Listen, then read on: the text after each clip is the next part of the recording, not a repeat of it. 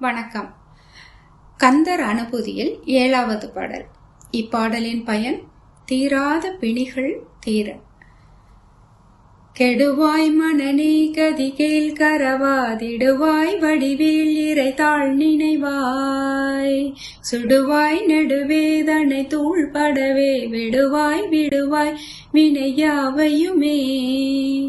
கெடுவாய் மனநே கதிகேல் கரவாதிடுவாய் வடிவேல் இறைத்தாள் நினைவாய் சுடுவாய் நெடுவேதனை தூள்படவே விடுவாய் விடுவாய் வினையாவையுமே. இப்பாடலில் ஒரு சிறந்த சைக்காலஜி தத்துவத்தை நமக்கு கூறியுள்ளார் அருணகிரியார்.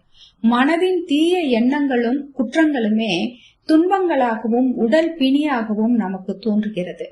மனதை தூய்மைப்படுத்திவிட்டால் பிணியானது நீங்கிவிடும். இது சைக்காலஜி.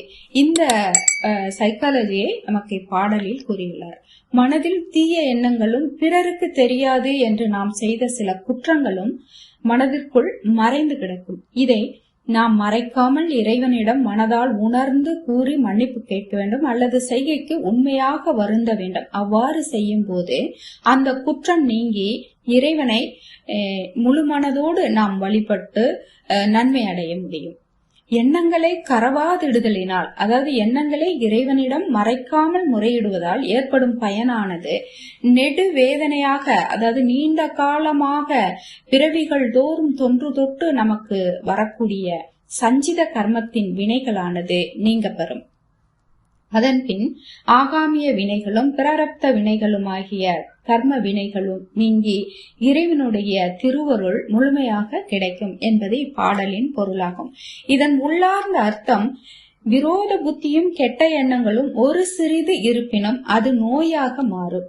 அது இறைவனை வழிபடுதலுக்கு இடையூறாகும். அப்படியே வழிபட்டாலும் இறைவன் அருள் பெற இயலாது. மனதை தூய்மைப்படுத்திவிட்டால் பிணியும் வராது. 3 வினைகளான சஞ்சித, ஆகாமிய, பிராரப்த வினைகளும் முடிந்துவிடும். அதன் பின் பிறவா நிலை எய்த முடியும் என்பது இதன் உள்ளார்ந்த அர்த்தமாகும். இந்த பாடலை பாடுவதால் மட்டும் பயன் கிடைத்து விடாது. அதன் உண்மை பொருள் உணர்ந்து அதன்படி நடக்கும் போது பலன் கிடைக்கும். இதுவே நியதி. தமிழால் நாமும் நம்மால் தமிழும் வாழட்டும். நன்றி.